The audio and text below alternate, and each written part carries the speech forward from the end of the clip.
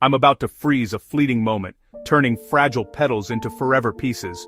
First, the before, a bloom past its prime, color slipping away, and the after, crisp veins, saturated color, suspended like time paused.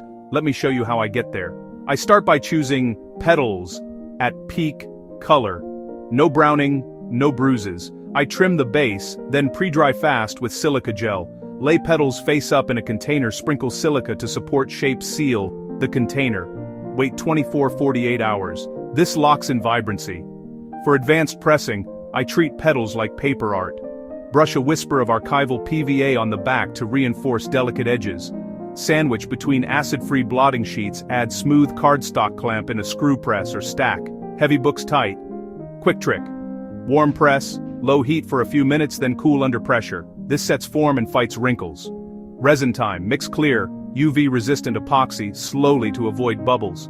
Mist the mold with alcohol, warms the mold so bubbles rise.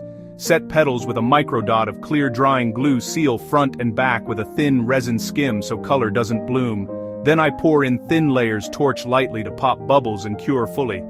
For frames, mount petals on archival mat with photo corners, no glue on pigments. For jewelry, finish resin edges with fine sand and polish until glassy. Store pieces away from direct sun, and they'll hold their hue for years. And now, the reveal.